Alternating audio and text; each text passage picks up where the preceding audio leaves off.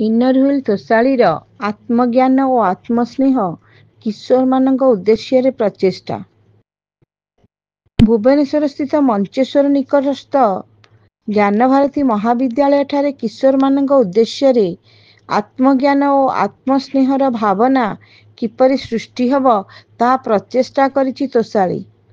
ଏହି ଅବସରରେ ମୁଖ୍ୟ ବକ୍ତା ଶ୍ରୀମତୀ ସାରିକା ଜୈନ ଉପସ୍ଥିତ ରହି ଛାତ୍ରଛାତ୍ରୀମାନଙ୍କୁ ଆତ୍ମଜ୍ଞାନର ଅର୍ଥ, ନିଜର ଭାବନାକୁ ବୁଝିବା ଓ ଠିକ୍ ପଥରେ ନେବା, ଆତ୍ମସ୍ନେହର ଅର୍ଥ ନିଜକୁ ପ୍ରେମ କରିବା, ଆମେ ଯେପରି ଅଛୁ ସେପରିକୁ ସ୍ୱୀକାର କରିବା, ତୁଳନା ଓ ନେଗେଟିଭ୍ ଭାବନାକୁ ଛାଡ଼ି ନିଜର ସ୍ୱପ୍ନ ପାଇଁ ଲଢ଼ିବା, ଆତ୍ମହତ୍ୟାର ଚିନ୍ତା, ଅତ୍ୟଧିକ ଭାବିବା କିମ୍ବା କ୍ରୋଧ ଆମକୁ ଭିତରୁ ଦୁର୍ବଳ କରିଦିଏ, କିନ୍ତୁ ଏହି ସବୁକୁ ଦୂର କରିବାର ଶକ୍ତି ରହିଛି ଆତ୍ମଜ୍ଞାନ ଓ ଆତ୍ମସ୍ନେହର ଉପଦେଶମାନ ପ୍ରଦାନ କରିଥିଲେ।